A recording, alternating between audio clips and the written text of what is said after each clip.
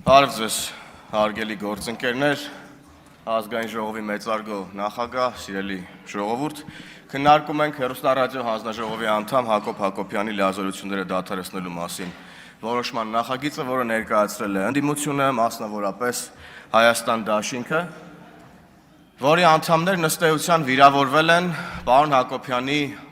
արտահայտություններից, որը նա արել է հաղորդմանը հյուր լինելու ժամանակ, որտեղ ըստ էության պարոն Հակոբյանը գնահատականներ է հնչեցրել պատմական իրողությունների վերաբերյալ, ուրեմն 1900-ականների սկզբի, ուրեմն իրադարձությունների վերաբերյալ, հետո համեմատականներ է անցկացրել մեր օրերի հետ եւ ըստ էության գնահատական է հնչեցրել Դաշնակցության գործունեությունը որպես հիմնական ավանդական կուսակցություն։ Եվ ըստ էության Դաշնակցությունը վիրավորվել է այս արտահայտությունից եւ օրակարգ է մտածել եւ բերել է եւ իրենց գոյությունը պահպանելու համար հերթական օրակարգն է ազգային ժողով բերել, բայց ինչպես հասկանում ենք, այս օրակարգը կրկին թարս է աշխատում Դաշնակցության համար, որովհետեւ մենք հիմա էլի քննարկում ենք թեմաներ, որոնք միանշանակ Դաշնակցությանը դուր չեն գալիս։ Եվ ինչի մասին է ուրեմն եղել, ինչի մասին են եղել այդ դատողությունները եւ ինչի մասին են մեր դատողությունները այս 5 տարի ազգային ժողովում։ Դրանք այո ուղիղ նրա մասին են, հարգելի գործընկերներ, որ ձեր մտածողությունը, ձեր պատկերացումները, ձեր լուծումները ընդհանրապես չեն համապատասխանում Հայաստանի Հանրապետության շուրջ տեղի ունեցող ներկա իրողություններին։ Ձեր լուծումները չէին համապատասխանում Հայաստանի Հանրապետության շուրջ ձևավորված մարտահրավերներին։ Եվ այս մտածողության տարբերության եւ այս մտածողության վտանգավորության մասին է խոսքը, որ առաջին հերթին ձեզ օգնող եւ ոչ թե ձեզ վիրավորող, ուրեմն գնահատականներ են։ Դուք պետք է օգտվեք այս գնահատականներից եւ հասկանաք, որ ուրեմն ձեր մտածողությունն ու պատկերացումները չեն տեղավորվում այսօրվա իրականության մեջ։ Եվ այստեղ է ամենագլխավոր խնդրը, որ դուք չեք հասկանում, թե ինչա ձեզ հետ տեղի ունենում։ Եվ ամենատարբեր կողմերից իմ գործընկերներն ամենավառ օրինակով բացատրում են ձեր հնացած եւ վտանգավոր մտածողության մասին, բայց դուք մեկը շարունակում եք պնդել ձերը եւ չհասկանալ, թե ինչա ձեր հետ տեղի ունենում քաղաքականապես եւ պատմականորեն։ Եվ զարմանում է պարոն Մինասյանն, ասում է, ո՞նց է ստացվում, որ ձեր մտածողությունը նույնական է ոմանց հետ, իհարկե պարոն Մինասյանն այս համատեքստում ի նկատի ունի հեռուստառադիո հանձնաժողովի անդամներին եւ մասնավորապես այս դեպքում պարոն Հակոբյանին, բայց չէ, պարոն Մինասյան, մեր մտածողությունը, քաղաքացիական պայմանագիր կուսակցության մտածողությունը, պատկերացումները, ձգտումները եւ երազանքները նույնական են այսօր Հայաստանի Հանրապետության ժողովրդի մեծամասնության մտածողության հետ։ Եվ ըստ էության այդ համամասնությունն ու պատկերն արտացոլված է հենց հիմա այստեղ ազգային ժողովում, մեր ներկայացվածության համամասնության տեսքով, եւ ես վստահ եմ, որ առաջիկա խորհրդարանական ընտրություններին այդ համամասնությունը ել ավելի պատկերավոր է լինելու։ Գիտեք, Հայաստանի Հանրապետության բնակչությունը, ժողովուրդը վստահ կերպով ինչու չի ձեր մտածողությունը եւ մեր բնակչության մտածողությունը նույնական, որովհետեւ ձեր մտածողության մեջ Հայաստանի Հանրապետության կառավարումը գտնվում է Հայաստանի Հանրապետության տարածքից դուրս։ Այստեղ է խնդրեմը, այստեղ է գլխավոր խնդրեմը։ Իսկ մեր բնակչությունը շատ կոնկրետ, մեր ժողովուրդը ուղիղ կերպով ընտրել է ազատությունը, անկախությունը, ինքնիշխանությունը եւ խաղաղությունը։ Ձեր մտածողությունը հակասում է այս ամեն ինչին։ Ձեր մտածողությունը հակասում է ազատությանը, անկախությանը, պետականությանը։ Ստեղ է խնդրեմը եւ սրա մասին է խոսքը եւ սրանից պետք չի վիրավորվել։ Սրանից պետք է հետեւություններ անել չմնալու համար, ուրեմն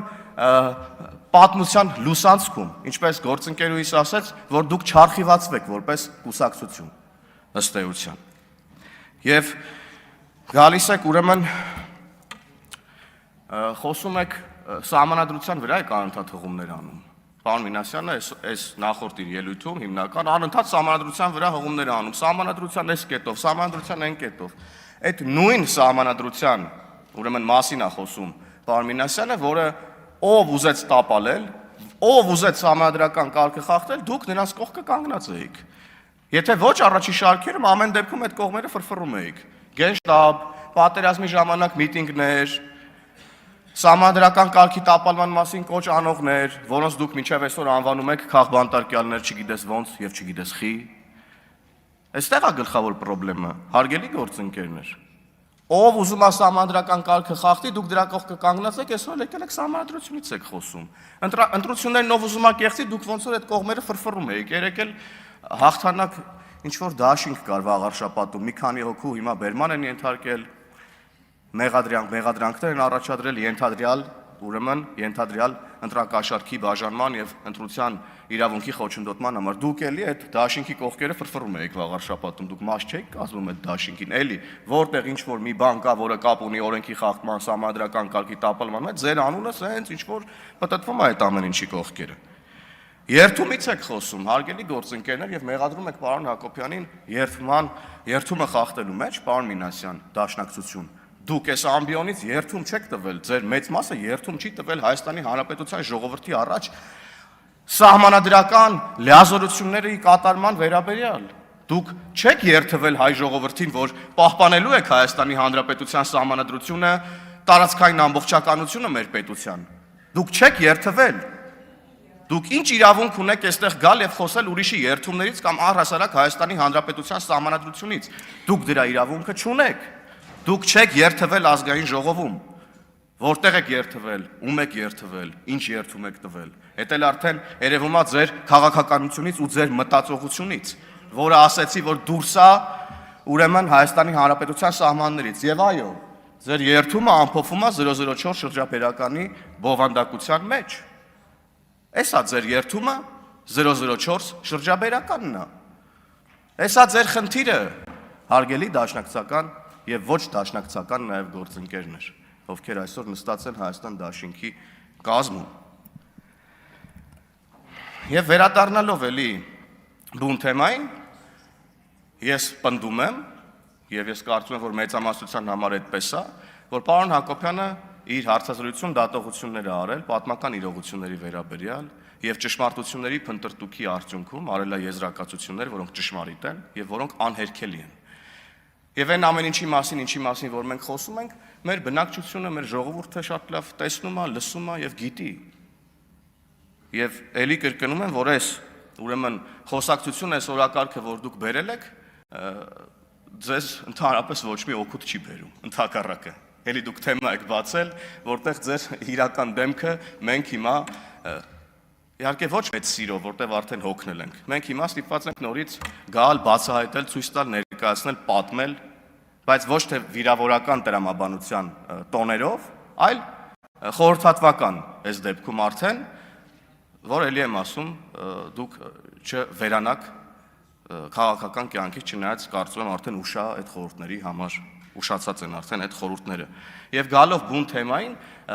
խոսքեր հնչեցին սահմանադրական նորմա խախտել եւ այլն եւ այդպես շարունակ, ես ընդհանրապես այդպես չեմ կարծում, որևէ եզրակացություն անգամ փորձագիտական էլ չկա, որ պարոն Հակոբյանը սահմանադրական նորմա խախտել։ Եթե անգամ մենք ընդունենք ամբողջությամբ ընդունենք կոռուպցիայի կանխարգելման հանձնաժողովի եզրակացությունը, եթե անգամ ամբողջությամբ ընդունենք, այնտեղ խոսքը գնում է վարքականոնային խախտման մասին մի դրվագով, որը երբեք չի կարող դիտարկվել որպես սահմանադրական նորմի խախտում, հետևաբար չի կարող հիմք հանդիսանալ հեռուստառադիո հանձնաժողովի անդամի լիազորությունների դադարեցման համար։ Դուք հիմքեր չունեցող օրակարգ եք բերել ազգային ժողով, դուք շատ լավ գիտեք, որ ուրեմն ձեր բերած որոշման նախագիծը որևէ հիմնավորում չունի, դուք դա շատ լավ գիտեք։ Ուղղակի մի օրակարգ եք բերել, որ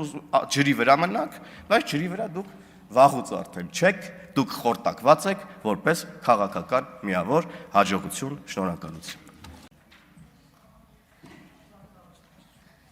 Շնորհակալություն ազգային ժողովի մեծարգո նախագահ, հարգելի գործընկերներ, պարոն Արտվիկ Մինասյան, իհարկե նա այստեղ չի, բայց վստահ եմ, որ լսում է եւ հետեւաբար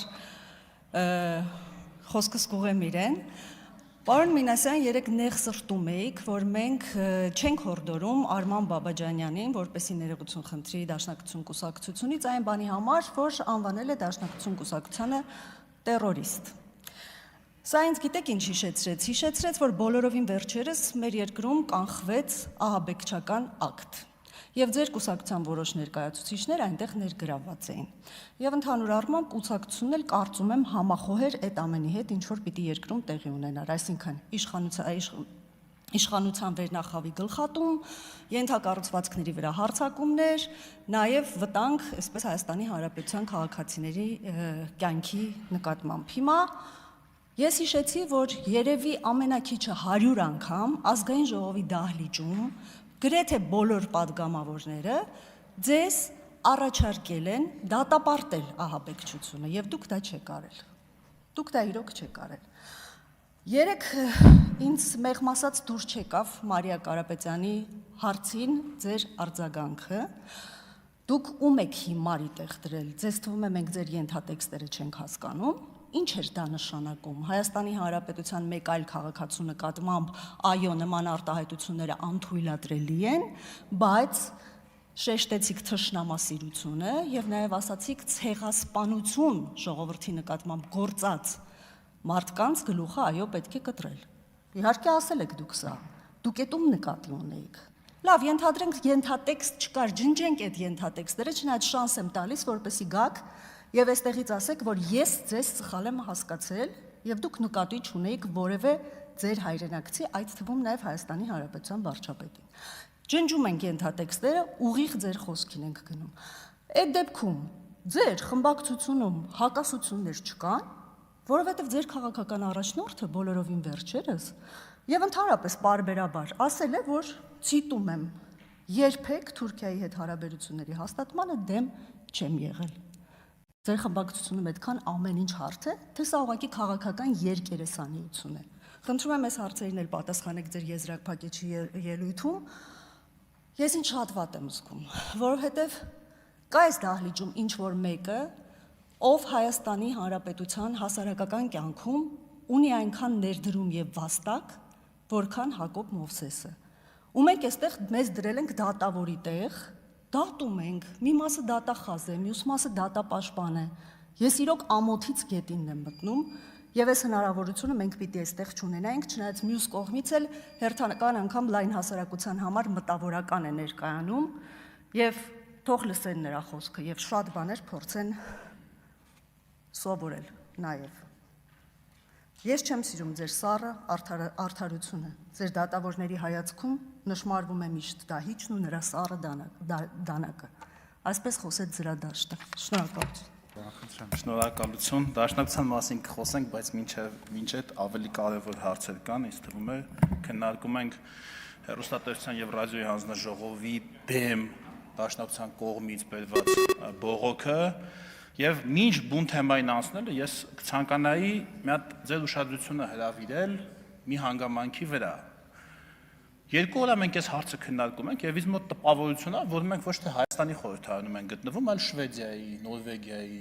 Բենելուքսի պետությունների, Շվեյցարիայի, այսինքն մեր պետականությունը, մեր ինստիտուտները արդեն այդ աստիճանի զարգացել են, որ կարանդիմության բերած բողոքը անկախ մարմինը քննի, դա անկախ եզրակացություն, դա գա հասնի ազգային ժողով, մեկ այլ անկախ մարմնի անդամ գա այստեղ, երկուսն էլ մեր կողմից ընտրված, բացատրություն տա, հիմնավորի փորձի, իրեն փորձի պաշտպանել մեկ այլ անկախ մարմնի տված, այսպես ասած, ոչ իր համար ոչ բարենպաստ եզրակացությունից, այդպիսի բան կա Հայաստանում, Հայաստանի երրորդ հանրապետությունում այդպիսի բան եղել է, հետ տեսել ենք։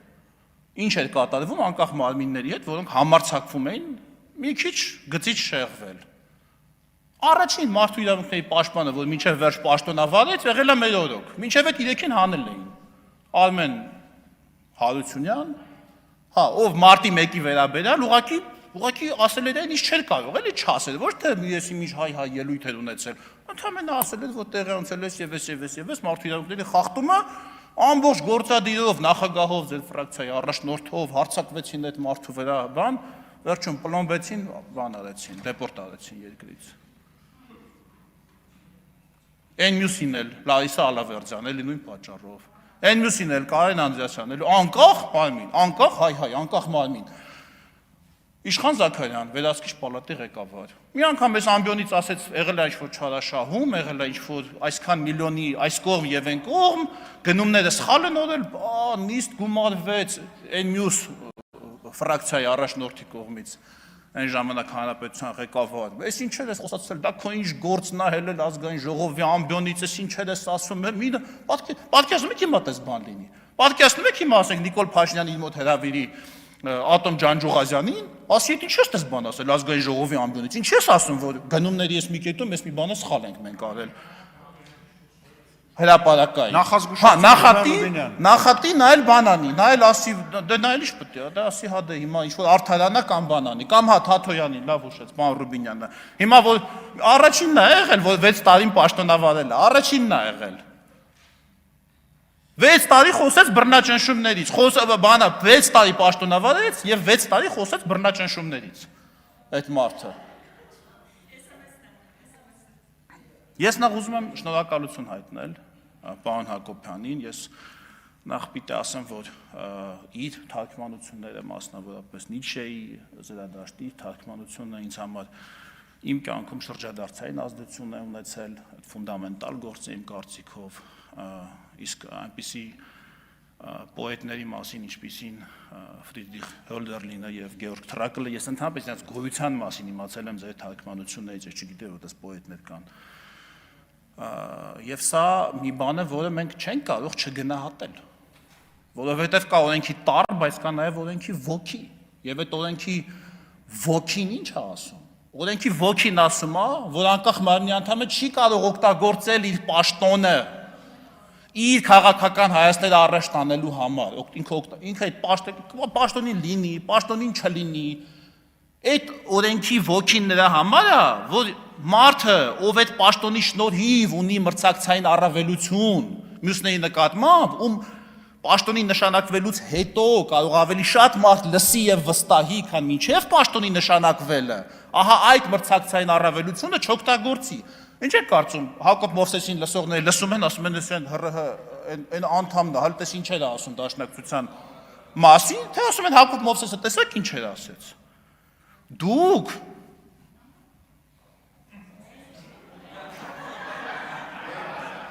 Դուք հարգելի գործընկերներ, դուք օգտագործում եք իր պաշտոնը որպես թոփ։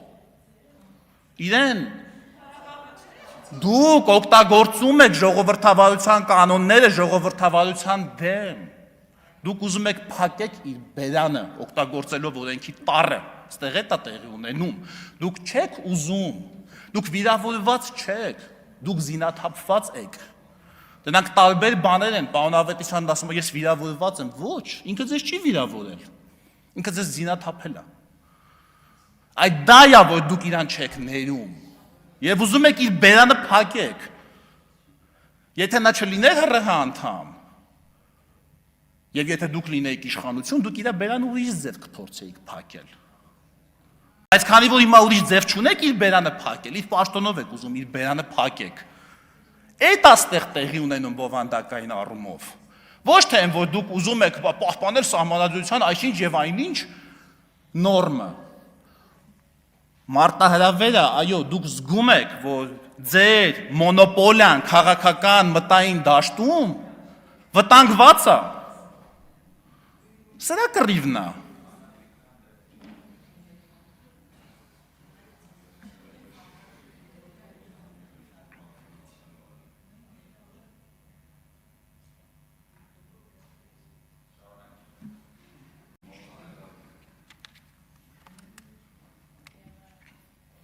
Իսկ մեր գործն այն է, որ մենք պաշտպանենք ժողովրդավարությունը, մենք պաշտպանենք այն հնարավորությունները, որ կան 4-րդ հանրապետությունում, մենք այնպես անենք, այո արդեն, մենք այնպես անենք, որ երբեք այլևս հետ չգան այն ժամանակները, երբ անկախ եւ ինքնավար մարմինների անդամներին կկանչեն նախագահի կամ վարչապետի գրասենյակ, եւ կնախատեն այս կամ այն բառը ասելու համար մենք պարոն Հակոբյանի հետ մենք մի անգամ հանդիպել ենք իր նշանակման, իր ընտրության օրը ու դրանից հետո մենք չենք հանդիպել։ Մենք իրեն չենք ասում ինքը ինչ ասի, ինչ մտածի։ Պարոն, իսկ դուք դա անում եք, երեք պարոն Ավետիսյանը ասում էր, իսկ կարող են լինել ձեր հակառակ տեսակետի մարդիկ, կարող են լինել, որոնց հետ դուք աշխատում եք, որոնց վճարում եք, փող եք տալի, որ ասեն են ինչ դուք ուզում եք, որ իրանք ասեն, փող եք տալի, քեշով,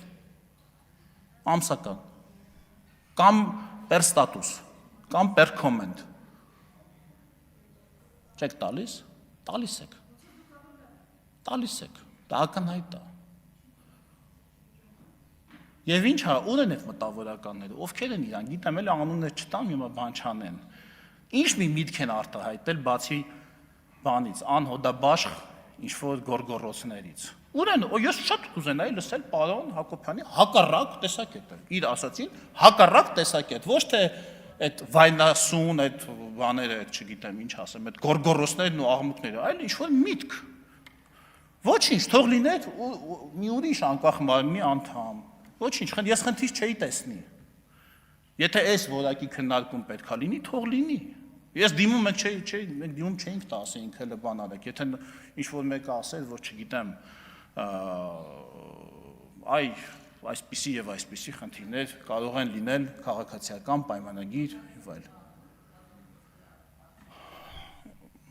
Բանտում հայտնվում էին Տիկին Գալստյան, Ձերորոք եւ մինչեւ բանտել չէին հասնում, մինչեւ բանտ չէին հասնում։ Մինչեւ բանտ հասնելը հայտնվում էին հիվանդանոցում եւ հետո կամ սուս էին մնում, կամ արտագաղթում էին երկրից։ Ասենք լավ, հիմա այդ ամեն ինչը ես հիմա այդ ամեն ինչը պիտի ասեմ, ինչ բանտից։ Մարդը ասենք ինչից ենք խոսում, ով է բանտում, կներեք էլի։ Ով է բանտում։ Բագրատ arczepiskopos Գալստանյանը։ Հա, բանտում է, ինչի համար է բանտում։ Որովհետև քարոզի ժամանակ ասելա քաղաքացիական պայմանագիր կուսակցությունը վատն է։ Ես 5 տարի ասում եմ, բա ինչի 3 տարի առաջ բանտում չէր, 2 տարի առաջ բանտում չէր, 4 տարի առաջ բանտում չէր։ Որովհետև խմբեր է հավաքել քաղաքում գույք վնասելու եւ քաոս ստեղծելու համար։ Չգիտեք դուք դա։ Չեք տեսել։ Տիկին Գալստյան, նախազգուշացում, եվս 10 րոպե պարոն Եղոյանին ավելացրեք։ Այսինքն դուք պարոն Հակոբյանին այստեղ դատում եք։ Որ ասում եք խոսքի համար, դուք դատ եք անում, դուք ուզում եք այս մարդուն դատեք։ Դուք իրան բերել եք դատարան, իր կարծիքը արտահայտելու համար, դաշնակցության մասին, առանց բռնության, որը միայն կարող է վնասի ձեր հեղինակությունը։ Այդ մաքսիմումը որ կարա տեղ ունենա, բանին, որ ասում են ավտոբուսները այրենք, յուղը ցպնենք, չգիտեմ, խոտի դեզերը վառենք, խմբեր ջոկատներ ձևավորենք, մաուզերները հանենք, այս վերջինը բանը էլի, ալեգորիա է, չասեք դες բան չի ասել։ Հա, այդ մարդուն ասում եք խոսքի համար, այդ մեկը ասում է բան ան, կբերես այսքան փող կտաս, այդ բանը կլինի, ասում է դու խոսքի համար, դու խոսքով է ասել, ու ձեռը չի կողել ջեբը փողը անել, խոսքով ասելա փողը կտաս։ Բայց այնուամենայնիվ ի տեմ не менее մենք նաև կարծում եմ պարոն Հակոբյան չպիտի օգնենք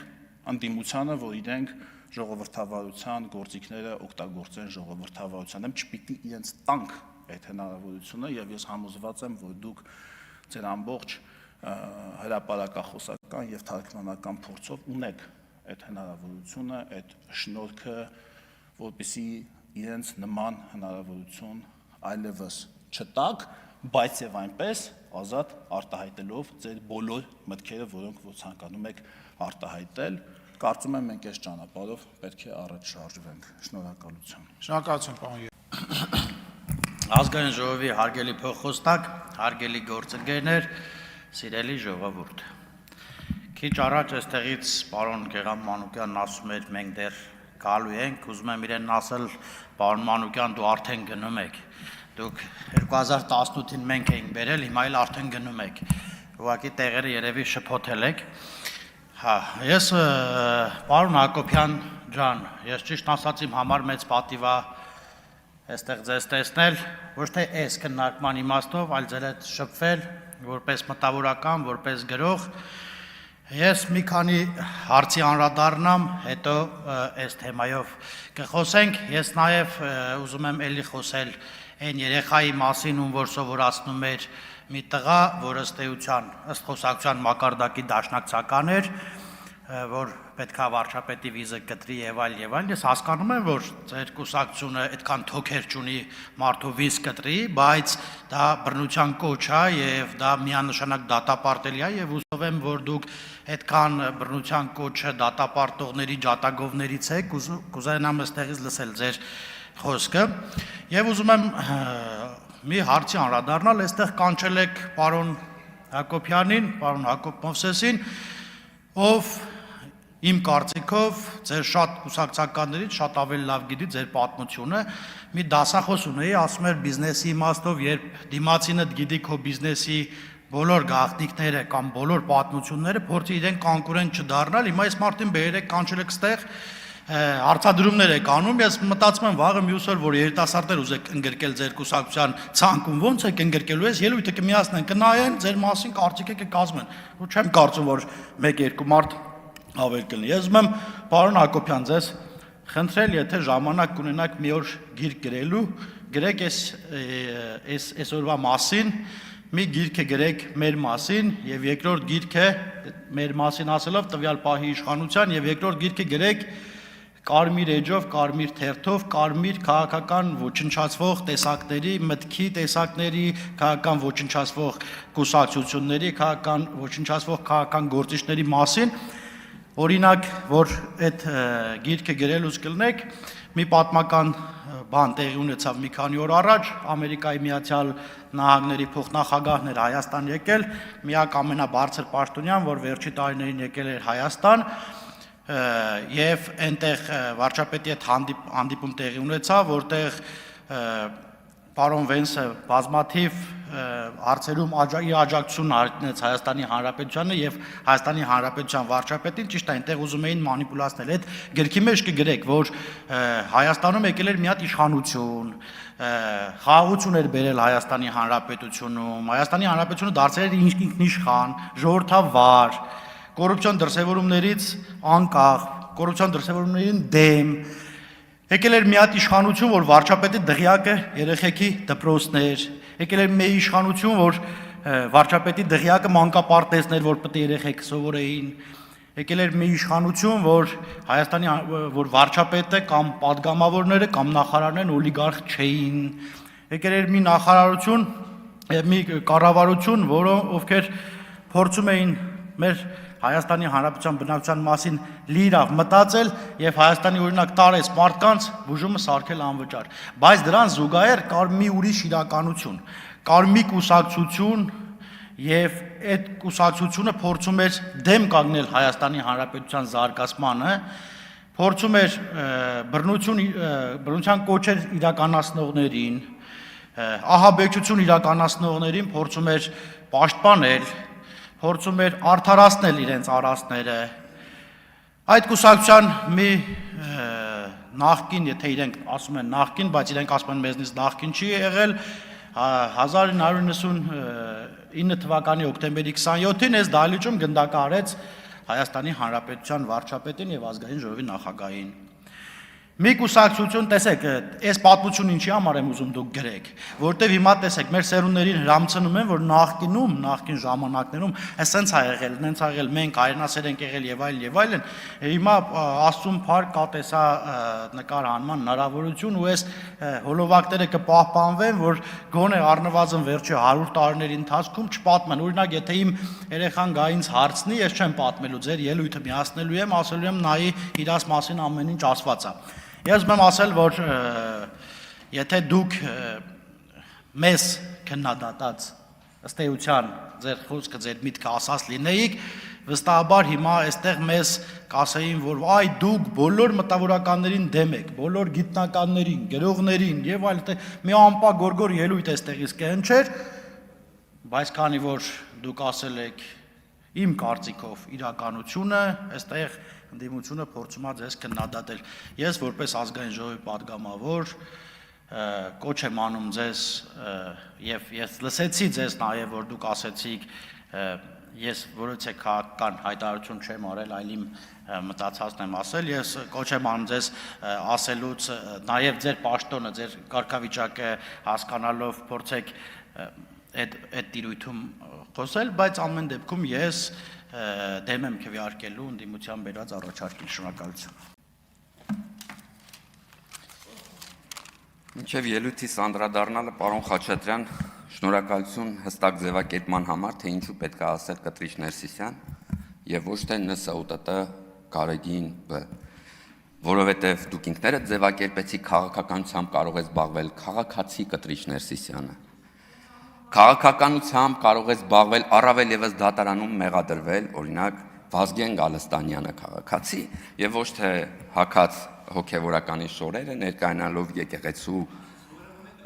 բանի չպահել եկեղեցու քաղաքականությանը չխառնվելու զսպվածությունը։ Շնորհակալ եմ ձևակերպման համար եւ այսուհետ իհարկե Կտրիչ Ներսիսյան քաղաքացի։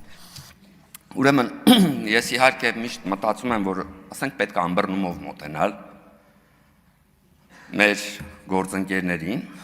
որովհետեւ դե մարդիկ քաղաքական ֆիասկո են ապրում ու մեր կողմից ընկածին խփելը լավ բան չի, բայց իրականում երեք ինչ տեղի ունեցավ, այն որ Հոհիդան կրկին անգամ ինքը կրակեց իր ոտքին։ Իմիջիալոս կրակեց, կներեք պարոն Հակոբ Մովսես համեմատության համար, բայց այս անգամ կրակեց ծանր հրետանիով իդեմս պարոն Հակոբ Մովսեսի։ Ասենք իմ մոտ տպավորությունը, այս քաղաքական լուրջ փորձ ունեցող Արծվիկ Մինասյանը չկարողացավ դիմանալ այդ գայթակղությանը ու ձեր իբր սահմանադրական կարգի պահպանման այդ ձգտումը, իբր զսպվածության խախտում տեսնելու այս խնդիրը չվերածեր դաշնակցության, անքննադատելիության, ֆետիշիզմի, պատմության ֆետիշիզմի ու չտաներ նրան, որ սկսեն քննարկել դաշնակցության գաղափարախոսությունը եւ նմանատիպ այլ բաներ։ Ու իմ մոտ տպավորություն էր, որ այն որ սկսնակ ըմբիշները, նես տպավորություն դպրոցական ըմբիշները, ասենք Արտուր Ալեքսանյանին կանչել են մարտի ու կռիվ են տալի։ Չեք կարողանալու։ Իզուր չեք կարող, ինչքան էլ որ երբ որ հանկարծ Հակոբ Մովսեսը պարզվեց քննադատել է դաշնակցությանը, որոշվեց, որ ինքը վատ է թարգմանել, այսպես խոսեց զրադաշտը։ Լուրջ եք ասում։ Այսինքն դուք Նիչե կարդալու հնարավորություն եք ստացել Հակոբ Մովսեսի շնորհիվ, ու դուք հենց մի հատ էլ քննարկում եք լավ է թարգմանած, թե լավ չի թարգմանած, այդ քանի անգամ եք Նիչե թարգմանել։ Նիչեն անգլերենով կարդացել եք, հա։ Ես անգլերենով եմ կարդացել, ասում եմ Նիչեն անգլերենով կարդացել եք։ Նկատի ունեմ լեզվի բարդությունները։ Այնտեղ ավելի լավ է թարգմանած, փորձել եք կարդալու հասկանալ։ Այդ նկատի ունեմ, որ ձեր քննարկելունը չի։ Թե չէ ես Նիչեին շատ լավ եմ ճանաչում։ Թե չէ ես Նիչե ստիպված եմ եղել կարդալ անգլերենով մենակ նրա համար, որ Հակոբ Մովսեսը չի թարգմանել իր մյուս աշխատությունները, ինչքան էլ ես ուզեի, որ թարգմանած լիներ։ Ինչ էի էլ ուզում ասել, հա։ Նախ պարոն Արծվիկ Մինասյանը այստեղից քննարկում է գլուխ կտրելու թեման երեխայի ու ասում է 10 տարեկան երեխայի մասին է խոսքը։ Ասում է, եթե դա վերաբերվում է ու ասում է Արծվիկ Մինասյանը, ով մինչև այդ ասում էր մենք խաղաղությանը, ով կարա խաղաղությանը դեմ լինի, ոնց մենք խաղաղասեր չենք եւ այլն, ասում է, եթե գլուխ կտրելը վերաբերվում էր թշնամուն կամ սրան կամ նրան, 10 տարեկան երեխային գլուխ կտրել սովորացնելը նորմալ է։ Էսա ձեր պատկերացումները ընդհանրապես մանկավարժության, երեխային վերաբերվելու, գաղափարախոսության ընդհանրապես, սենց եք դուք պատմություն սովորացնում։ Պարոն Հակոբ Մովսեսին մի բանով եմ ուզում հակադարձել իրականում, պարոն Հակոբ Մովսես, դաշնակցությունը իրականում անցյալի եւ ներկայի հանդեպ ռադիկալ տարբեր պատկերացումներ ունի, որովհետեւ այն ինչ տեղի է ունեցել անցյալում, տեղի է ունեցել արտաքին թշնամու պատճառով։ Այն ինչ տեղի ունեցել անցյալում ոչ մի բան տեղի չունեցել մեր մեղքով, մեր բոլորի մեղքով։ Բայց այն ինչ տեղի ունենում հիմա, երբեք տեղի չունենում արտաքին թշնամու պատճառով։ Ամեն ինչ տեղի ունենում մեր մեղքով, հատկապես իշխանության մեղքով։ Ոնց 180 աստիճան կարծիք են փոխել։ Իսկ դուք ասում եք չեն ադապտացվում։ Իրականում այս մարդիկ ադապտացվում են, պարզապես սենց են ադապտացվում։ Հիմա անհանգստ մարդուն ասում եք հակադաշնակցական։ Հակադաշնակցականը այսօրվա հոհիդա ներկայացուցիչներն են, որոնք նստած են այստեղ։ Ասեմ ինչի, որովհետև 150 տարվա կուսակցությունը ով է իր քաղաքական առաջնորդը, անկուսակցական Ռոբերտ Քոչարյանը։ 150 տարվա կուսակցությունը եկել է այստեղ մի խմբակցությամբ, ով է խմբակցության առաջնորդը։ Անկուսակցական Սեյրան Օհանյանը։ Դուք դաշնակցությանը այն սնանկությանն եք հասցրել, որ դուք չունեք դաշնակցական առաջնորդ։ Ես չեմ էլ ճանաչում այդ դաշնակցական առաջնորդին։ Ավելի վատ։ Հասկանում եք, հետո խոսում եք, սա մենք ենք այս վիճակի հասցրել ձեզ։ Մենք ենք ասել Ռոբերտ Քոչարյանը թող լինի ձեր առաջնորդը։ Մենք չէինք ասում։ Դուք եք հասցրել քաղաքական այս սնանկությանը եւ այլն։ Երեք բանա, ասենք մշակույթի գործիչ է ու պատկառելի մշակույթի գործիչ է խոսում։ Տեղում նստած կներեք, բայց պետք է ասեմ, տեղում նստած ձեր խմբակցության падգամավորներից այնքան ռեպլիկներ էր թողում, այնքան ծիծաղալով, բանով, որի մոտ հիշացրեց իմ սերունդի մեջ կար, նոր սերունդի մեջ հուսով եմ չկար։ Իմ սերունդի մեջ տենց այն սովորող բան երեխեք կային, որոնք տենց գիրք գրողներին, բան, ասենք ձեռը հին առնում, էլի, արվեստագետներին, բան, ասենք ձեր ահա չեմ գնալու գիր գրեմ։ Հետո հիշացրեց, որ ձեր կոալիցիոն գործընկերության ժամանակահատվածի մի падգամավոր ասում էր, ոնց ես ինչ պետք է անեմ, ես պետք է ծեծեմ, այ որ ջութակ նվագեմ այդ ժամանակ զարմացեք։ Էսա ձեր վերաբերմունքը մշակութային գործիչներին, ու դուք նստած տեղում ձեռ եք առնում, կոմենտներ եք անում մշակութային գործին, որտեղ ձեր համար մշակութային գործիչ էին, ով որ խոսում է ворցությունից օրինակ տղամարդկանց, չէ՞։ Այ մշակույթի ներկայացուցիչ է։ Խոսալ թե ворցը իրան ոնց պետք է պահի, էքը ոնց պետք է պահի կներեք այս բառերի համար, բայց ես չեմ որ ворցությունից եմ խոսացել, ձեր սիրած մշակութային գործիչն է խոսացել։ Ու ես խնդրում եմ այսպիսի վերաբերմունքը թարգեք մշակութային գործիչների նկատմամբ։ Դուք սա իրականում ձեր դեմ քննադատության, դեմ արշավ է։ Դուք ուզում եք լռեցնեք նրանց, ովքեր փորձել են քննարկել հոիդային։ Ինչի, որովհետև ոչ հոիդայական Հայաստան խմբակցության падգամավոր չխոսեց այս ընթացքում։ Տենց ծանր չտարավ, ինքը չներկայացրեց այդ բողոքը, ու հետո ասում եք շահերի բախում չկա, բա մինչև այդ ընդհանրապես ոչ մեկին ոչ մի բան չէր ասել Հակոբ Մովսեսը։ Հաստատ ԿՊԻ-ն էլ է քննադատել։ Բա հելնեի, գայք, ասեք, բա խիա քննադատում քաղաքացիական պայմանագիր կուսակցությանը, որը իմիջայլոց քաղաքացիական պայմանագիր կուսակցության հիմնադիր անդամի լիդերությամբ է ներկայանում եւ ազգային ժողովում եւ ազգային ժողովից դուրս կառավարությունում, երբ որ խոսում ենք կուսակցության սնանկության մասին։ Ու դուք պատկերացնում եք, դուք ուզում եք դառնալ իշխանություն։ Ստանայիք իշխանական լծակներ ու լսեիք քննադատություն, այնքան քննադատություն, որ մենք լսում ենք մեր հասցեին, դուք կարողանալու եք, ոնց որ չեք կարողացել, տենց էլ չեք կարողանալու։ Ես մի կողմ դրած իմ падգամավոր լինելը, մի կողմ դրած Հակոբ Մովսեսի պաշտոնը, ամեն ինչ մի կողմ դրած ես իմ էությամբ չեմ կարող թույլ տալ, որ մարդիկ հարձակվեն մշակութային գործի վրա, ով արտահայտել է իր բավականին թանկարժեք մտահոգությունները պատմության եւ ներկայիս վերաբերյալ։ Շնորհակալ եմ։ Շնորհակալություն, հարգելի գործընկերներ, ցավոք սրտի գործընկերների մեծ մասը դալիճուն չեն, հատկապես մեր ընդդիմադիր գործընկերների, չնայած հենց իրենց նախաձեռնած հարցն են քննարկում։ Ես Այսքանը որ պարոն Ռուստեմն այստեղ է, դրա համար ասեմ նախ ուզում եմ պարոն Ռուստեմ ձեր խմբակցությանը շնորհակալություն հայտնել։ Կարծում եմ իրենք հիմա լսում են, որ այս հարցը օրակարգ բերեցիք, որովհետև սա լավ հնարավորություն էր Հակոբ Մովսեսի նման մտավորականին մի քանի ժամ լսելու համար։ Կարծում եմ մեր գործընկերներն էլ, մեր հայրենակիցներն էլ դրանից մեծ բավականություն ստացան եւ նաեւ լավ առիթ էր եւս մեկ անգամ համոզվելու համար, թե մենք ինչ ճիշտ ընտրություն ենք կատարել ժամանակին պարոն Հակոբյանին ընտրելով ՀՌՀ անդամ։ Բայց այս ամեն ինչը մի երկրորդ կողմ ունի,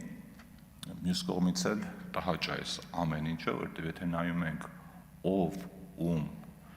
ինչի համար է այստեղ փորձում դատել պայմանական ասած այդ մարդու մոտ կարա կոգնիտիվ դիսոնանս առաջացնի։ Ես չեմ ուզում կրկնել, գործընկերներս համարյա ամեն ինչ ասեցին, թե օրենքի տեսանկյունից, թե իրավունքի, թե օրենքի բովանդակության, այս ամբողջ պատմությունը ինձ ճիշտ ասած հիշեցնում է մի հայտնի ֆիլմից դրվագ, այդ զգուշացիր ավտոմեքենայից ֆիլմ է, երբ որ ձետեչկինին դատում են ու այդ քնիչը որ ասում են իհարկե մեղավոր է, բայց նա մեղավոր չի։ Այսինքն պիտի մեկ-մեկ բովանդակության մեջ մտնենք։ Ես անկեղծ ասած իրավական թեմաների մեջ չեմ մտնում, բայց իմ համար բովանդակային առումով ես երեկվանից լսում եմ, չտեսա անկեղծ ասած որևէ բան, որի համար պիտի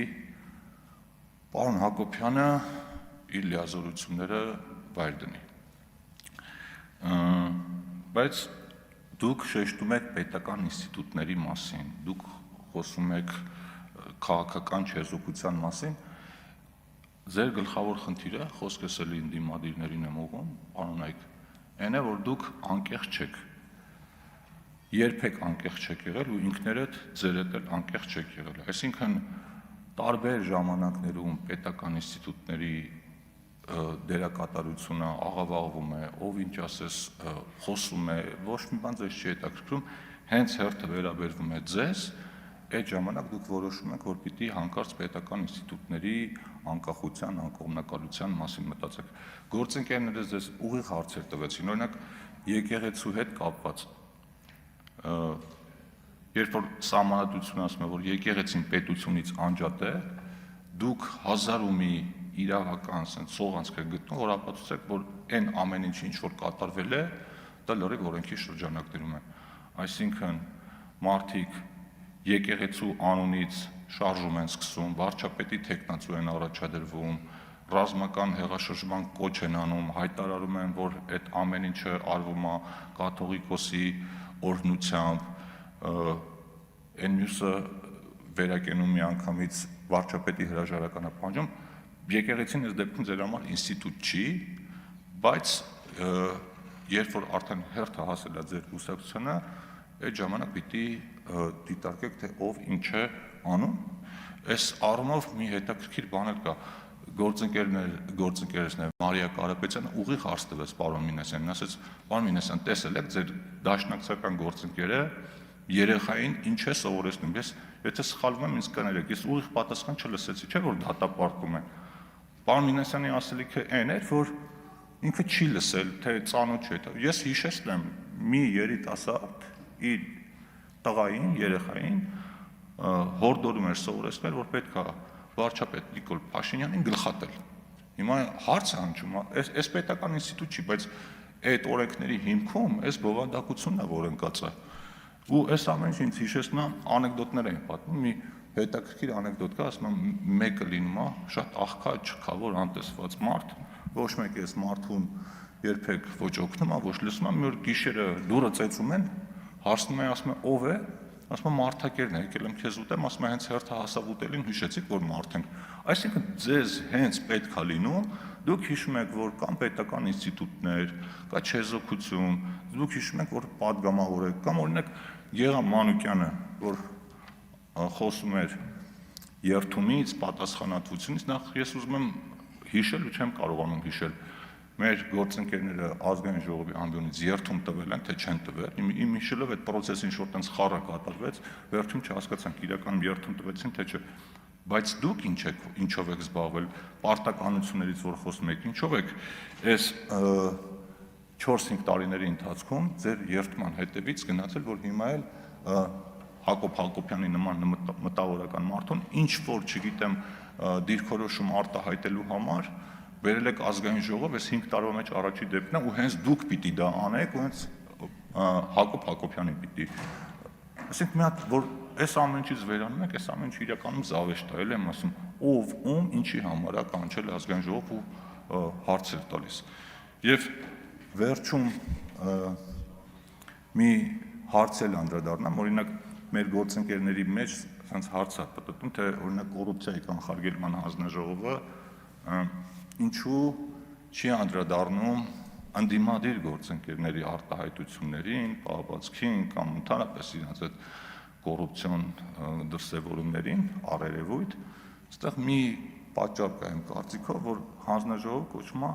կոռուպցիայի կանխարգելման հանձնաժողով, այսինքն այդ հանձնաժողովը պիտի կանխարգելի կոռուպցիան, բայց մեր գործընկերների դեպքում մենք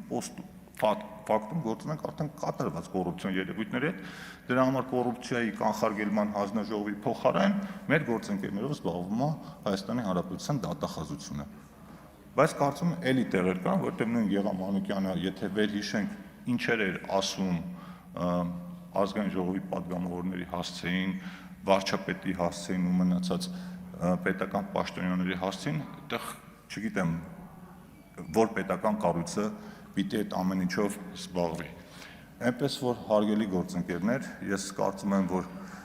դեռ շատ ասելիք կա, կասեն մեր գործընկերները, բայց ես եւս մեկ անգամ պարոն Հակոբյան շնորհակալություն եմ հայտնում ձեր կատարած աշխատանքի համար, համբերություն եմ մաղթում, ինձ թվում է այսօր մինչև օրվա վերջ ես նիստը կտևի, թուլացեք, մենք ամեն օր ենք սրա մեջ, ես դեմ եմ քվեարկելու կամ չեմ մասնակցելու մեր գործընկերների նախաձեռնած այս շոուին։ Շնորհակալություն։ Ինչքան է զարմանալի չթվա, ես շնորհակալ եմ երեկվայից այսօրվա քննարկման համար, որովհետև պարոն Մովսեսին ազգային ժողովի ամբողջից լսելը միշտ հաճելի է, մտավորականի մտքեր ազգային ժողովի ամբողջից լսելը միշտ հաճելի է, վերլուծություններ լսելը միշտ հաճելի է եւ այս քննարկումը վկայում է պետության կայացման կարևոր շրջափուլի մասին, որին անդրադարձակ պարոն Մովսես երեք դուք ասելով, որ մենք պետականության կերտման կարևորագույն փուլերից մեկում ենք եւ սա ըստ էության պետական քննություն է, այո մենք բոլորս պետական քննություն ենք հանձնում եւ համոզված եղեք չենք կտրվելու այդ քննությունից։ Ես կրկին պետք է վերահաստատեմ իմ դատողությունը առայն, որ իմ կարծիքով Հայաստան դաշինքը չպետք է ներկայացներ այս նախագիծը ազգային ժողով, ոչ թե նրա համար, որ կոռուպցիայի կանխարգելման հանձնաժողովի կողմից տրված եզրակացությունը արժանի չէր ուշադրության, այլ նրա համար, որ իմ կարծիքով այստեղ շահերի բախումը շատ ավելի ուժեղ է, քան այն սահմանադրական նպատակը, որով սահմանադիրը օժտել է խմբակցություններին, որովհետև այս նպատակը բարձրացնել անկախ մարմնի անդամի լիազորությունների դադարեցման հարց նախ եւ առաջ ուղղված է այդ մարմնի անկախությունը ապահովելուն, այլ ոչ թե սեփական կուսակցության շահերը պաշտպանելուն։ Ինչևէ, սա ձեր իրավունքն է, ես չեմ կարող այստեղ վերցնել սահմանադրական արդարադատության, չգիտեմ, ռահվիրայի գործառույթներ եւ փորձեմ քննադատել ձեզ, դուք բերել եք այդ նախագիծը, բայց մենք նախագիծը քննարկում ենք, ընդ որում շնորհակալություն, որովհետեւ պարոն Մովսեսին միշտ հաճելի է, ինչպես արդեն նշեցի, այստեղ տեսնել։ Հիմա, պարոն Մովսես, դուք առաջին մարդը չեք, հավատացնում եմ ձեզ, որը զբաղեցնում է անկախ կամ ինքնավար պաշտոն, որը քաղաքական զսպվածության էլեմենտների հատման հետ կապված վարքագիծ է դրսևորել։ Բայց գիտեք ինչու եք դուք այստեղ, որովհետև ձեր խոսքը ծայրահեղ ազդեցիկ է, որովհետև ձեր խոսքը իրոք արժանի է ուշադրության, եւ ձեր խոսքը որպես մտավորականի, որպես մարդու, որը բավականին լուրջ մտավորական անցյալ է ունեցել, շատ ցավացնում է։ Շատ ցավացնում է նաեւ նրա համար, որ շատ դեպքերում այդ խոսքը պարունակում է ճշմարտություն։ Եվ այդ ճշմարտությունը իրոք ստիպում է, որպեսզի այդ խոսքին անդրադառնան։ Հիմա անկեղծ լինենք, էլի, մեզանից յուրաքանչյուրին 1000 հոգի 1000 բան է ասում, դες թողում ասում գնում է, էլի, բայց երբ որ մի մարդ է ասում, որի խոսքը մեր համար արժեք է, մենք դրան անդրադառնում ենք։ Ինչ է ասել պարոն Հակոբ Մովսեսը ըստ էության ինտերվյուների ժամանակ, նա փորձ է կատարել վերլուծության ենթարկել Հայաստանի պատմաքաղաքական զարգացումը վերջին 200 տարիների ընթացքում, ինչը բացարձակապես իմ կարծիքով բխում է ցանկացած մտավորականի տեսլականից։ Ինչի է այն այդքան մեծ աժոտաժ առաջացրել, չեմ կարող ասել։ Բացառությամբ նրա, որ երևի թե որոշ մտքեր հոգու խորքում դուք եք կիսում։ Իմ կարծիքով ցանկացած կուսակցություն, որը բոլորել է իր 100-ամյակը,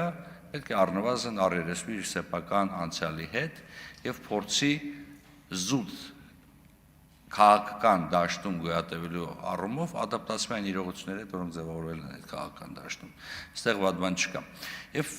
ես ուզում եի հասկանալ, լավ, ինչի համար է այս քննարկումը ընդհանրապես ծավալվել, իսկ կարծես թե Տիկին Գալստյանը, թե պարոն Խաչատրյանը չեմ հիշում ով ասեց, որ հանցագործության աստիճանի մոտ մտքեր է արտահայտել պարոն Մովսեսը, եւ ճիշտ ասած, մոտավորապես չեմ սխալվում, պարոն Խաչատրյանը այստեղ չի, Բուլգակովյանն մի արտահայտությունն էլ հիշեցեց, «Я мыслей ваших боюсь»։ Այսինքն իմ մոտ այս տպավորությունը ավելի շատ վախ է կուտակվել պարոն Մովսեսի կողմից արտահայտված մտքերի նկատմամբ։ Մտքեր են, մարդուն կարաս արգելես արտահայտի իր կարծիքը, մարդուն կարաս արգելես որից հրապարական ելույթ ունենալ, բայց մտածել մարդուն արգելել հնարավոր չէ։ Մարդը պետք է հնարավորություն կներեք էլի երևի թե Տիկին Վարդանյան որոշակի էթիկայի կանոններ կա, որոնք խորհրդարանում եւս պետք է պահպանեն եւ ես առնվազն ձեր ելույթները շատ ուշադիր լսում եմ առանց ընդհատելու եւ առանց ռեպլիկներ գցելու։ Ռեպլիկ գցելը ընդհանրապես ինձ թվում է բնորոշ թատերական ժանրին, ռեպլիկ բառը իմ կարծիքով այս թատրոնից էլ գալիս է եւ շատ վատ է, որ խորհրդարանը վերջի 30 տարիներում շատ դեպքերում չգիտես ինչ պատճառներով դիտարկում է որպես տեղ, որտեղ կարելի է կազմակերպել շոու, ցավոք։ Ինչևէ, ես եւս մեկ անգամ անդրադառնալով պարոն Հակոբ Մովսեսի կողմից արտահայտված մտքերին, պետք է նշեմ, որ շատ դժվար է շատ դեպքերում գծել այն ճիշտ սահմանը, որը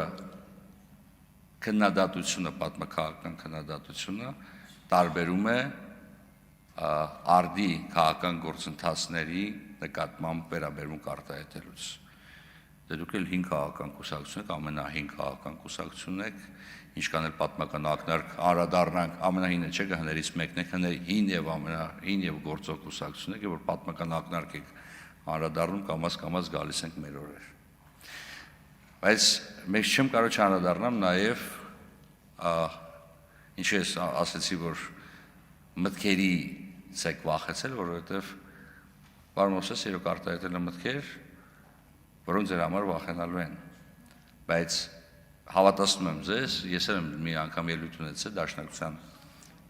գաղափարախոսության վերաբերյալ, ես բացարձակապես ոչ մի անգամ ոչ հեգնակով եմ խոսացել Դաշնակցության մասին, ոչ էլ վիրավորանքով։ Ես միշտ խոսացել եմ ցավով, հիմա էլ եմ խոսում ցավով եւ հիմա էլ եմ ասում, որ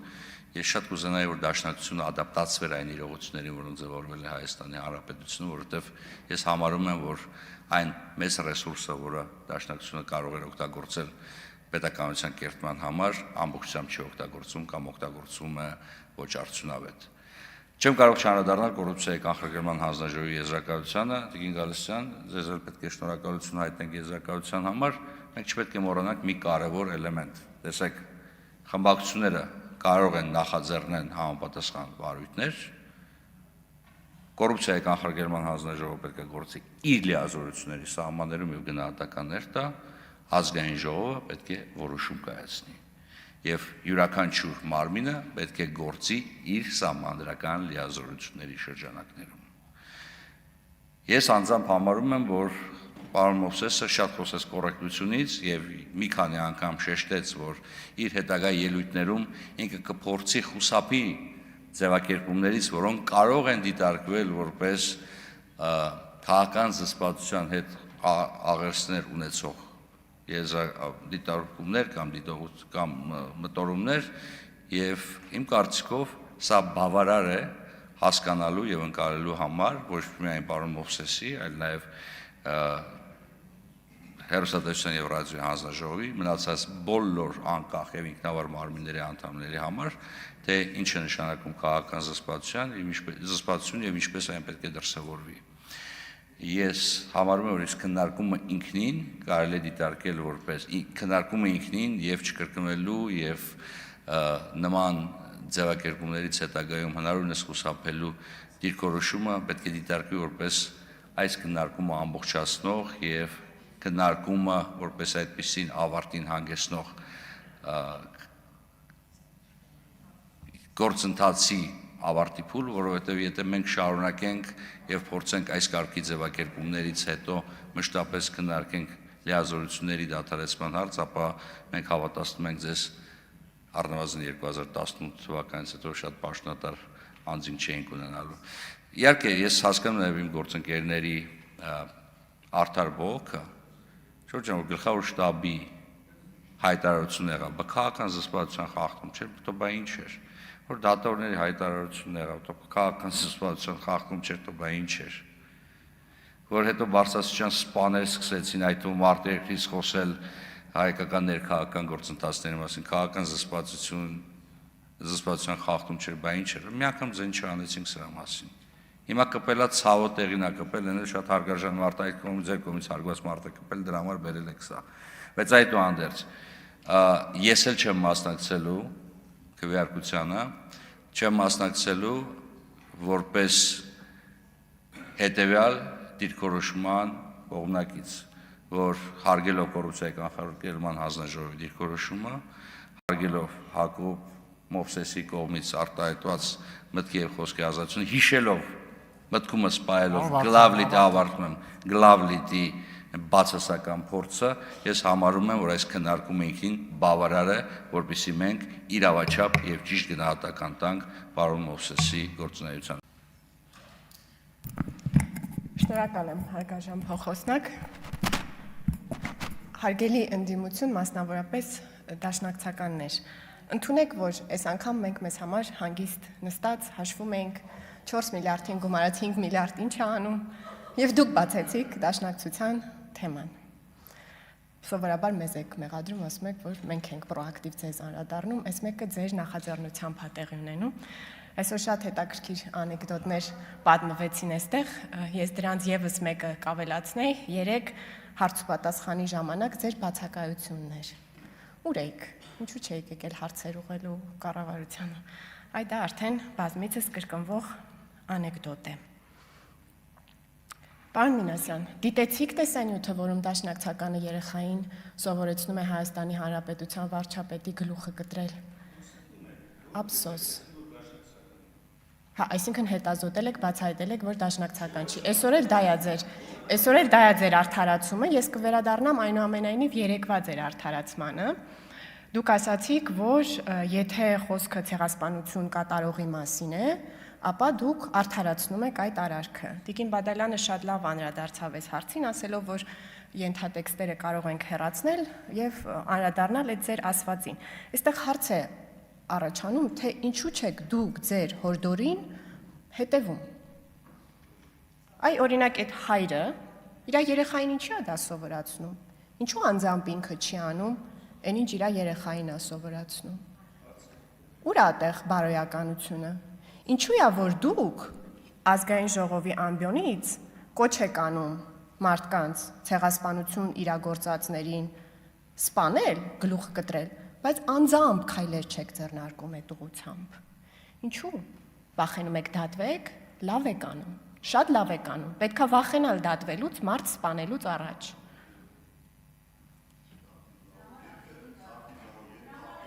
Պարոն Ռուստամյան, անցած տարի մարտին բյուրո ընտրեցիք եւ հանդես եկաք ասուլիսով։ Այդ ժամանակ դեռևս մենք չգիտեինք, որ Բագրատ Գալստանյանին եւ Արթուր Սարգսյանին եւ Իշխանին Սաղաթելյան գաղտնալսում է Հայաստանի Հանրապետության իրավապահ համակարգը եւ ի հայտ են գալու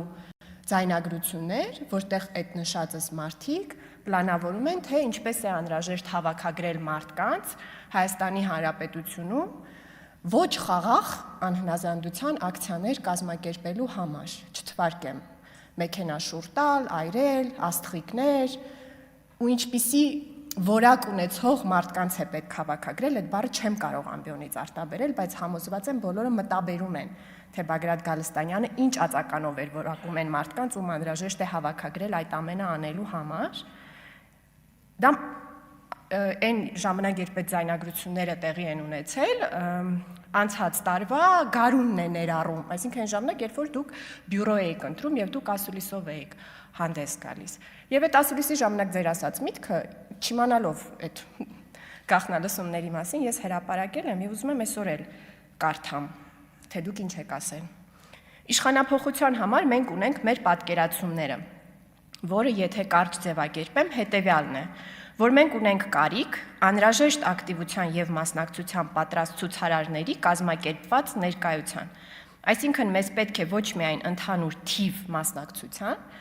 այլ պետք է ակտիվության եւ վճռականության պատրաստ մի իսկապես կազմակերպված մասնակցություն, որը հնարավորություն կտա շարունակական զանգվածային անհնազանդության գործողություններ կազմակերպել։ Խաղաղ բառը բացակայում է։ Դուք այդ օրը հրապարակային հավաքագրում եք այն գաղտնալսման մասնակիցների գործողությունների համար այն ածականով բնորոշվող մարդկանց։ Այդ էիք դուք անում։ Այդ նույն փուլերում, չէ, դուք շատ զգուշ եք, դուք գիտեք ինչպես արտահայտվեք, որ ոչ թե այն Արթուր, ինչ է Սարգսյանա ձեր գործընկերոջ անունը ում անձեռնմխելիությունից զրկեք, ցավոք իրան էլ չէիք հուշել ու առհասարակ լավ կլինի դադարեցնեք այդ օրենքի սահմանի վրա ճոճվող արտահայտությունները անելը, որպեսզի այն հույսով, այն ծածուկ հույսով, փափագելով, որ ինչ որ մեկը կանի այն գործողությունը, որին դուք փորձում եք դրթել մարդկանց, այդ պետքա դադարեցնեք, որ հիմա էլ ձեզ պատասխանատու չզգաք, եկեք այս ամբիոնի մոտ կանգնեք, ասեք նրանք քաղաքական բանտարկյալներ են։ Նրանց արարքների համար քաղաքական պատասխանատվություն կրում եք դուք։ Այդ նույն շարժումներից մեկի ժամանակ դուք հայտարարություն եք տարածել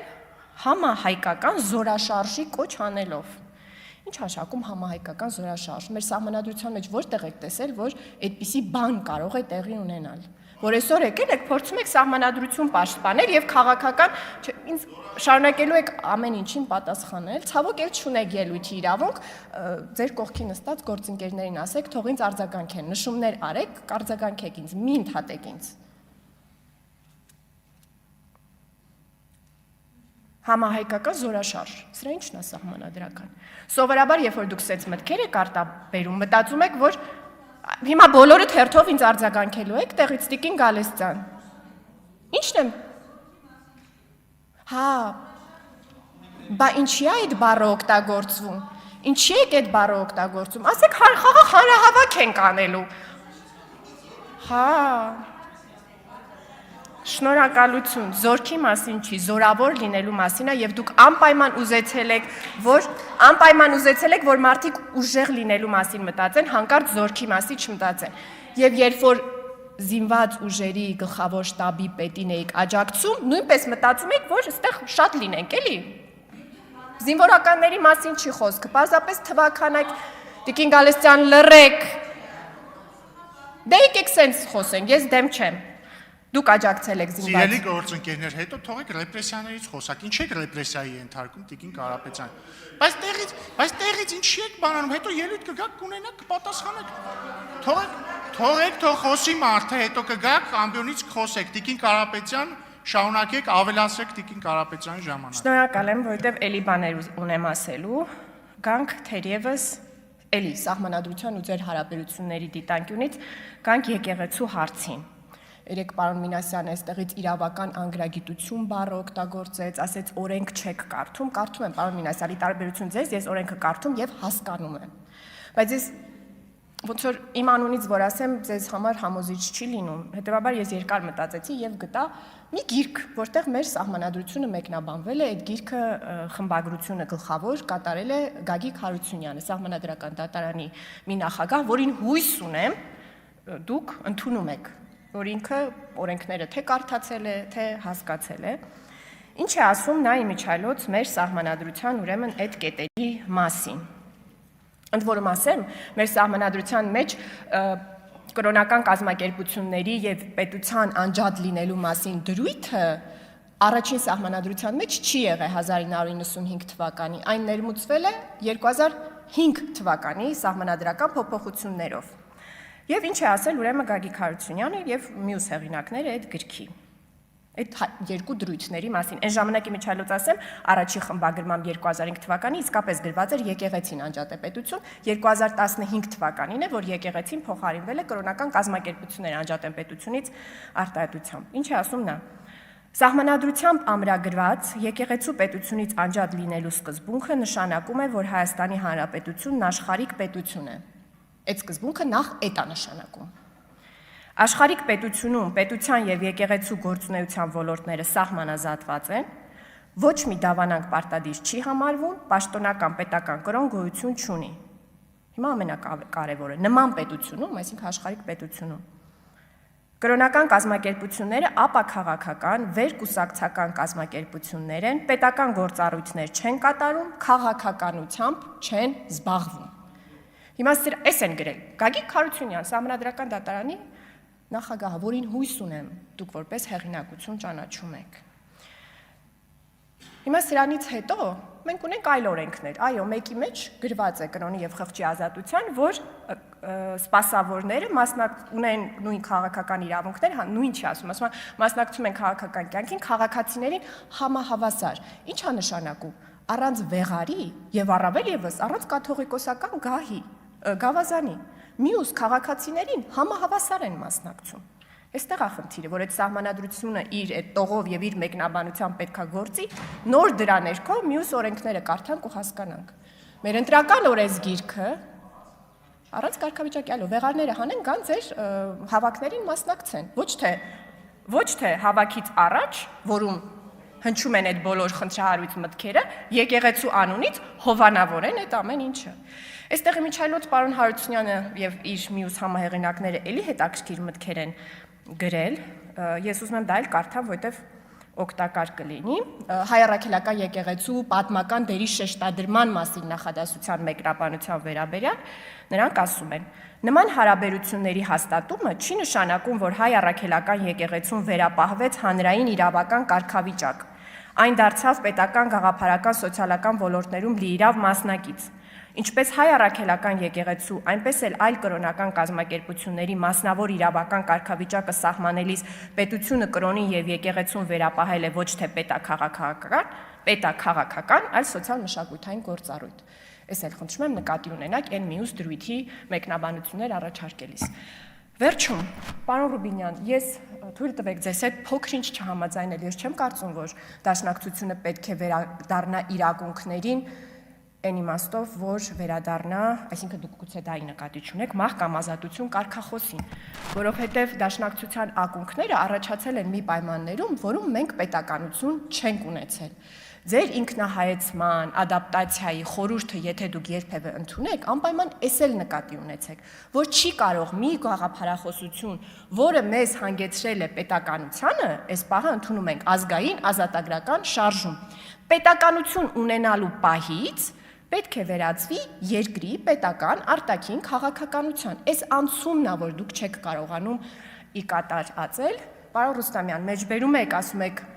Արևմուտքում կա այդ կարգախոսը, ուշադրություն դարձրեք, այդ կարգախոսը այնտեղ, որտեղ կարդացել եք, ասում է դուք մեջբերեցիք, ապրիր ազատ կամ մեռիր,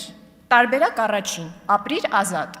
եթե չի ստացվում, պայքարի քո ազատության համար եւ պատրաստ եղիր կյանքդ զոհել, ինչ արել դաշնակցությունը, հերթականությունն է շուրջ տվել, մահ կամ ազատություն, այսինքն սկզբում եկեք փորձենք մահվան ճանապարհը, հետո եթե չստացվի այդ ճանապարհը, մի ձև մեզ տվեք մեր ազատությունը։ Ձեզ թվում է, թե սա պոետիկ հնարք է եղել, եւ գուցե առաջին պահերին, երբ այս փոփոխությունը դուք կատարել եք, դա իսկապես եղել է պոետիկ հնարք, բայց ժամանակի ընթացքում այդ մահ կամ ազատությունը այդ հերթականությամբ դուք հրամցրել եք մեր ժողովրդին, որպես այն տարբերակները, այն օպցիաները, որը մենք ունենք, կետ առաջին մահ, որ չստացվի մեռնել, մի կերպ կապրենք։ Այդպես չի լինելու։ Այդպես չի լինելու։ Գայք երեք քննարկեինք, թե ինչպես է լինելու։ Երեք հարց ու պատասխանի ժամանակ կառավարության հետ քննարկում ենք, թե ինչպես է իրականում լինելու, իսկ դուք բացակայ եք։ Շնորհակալ եմ։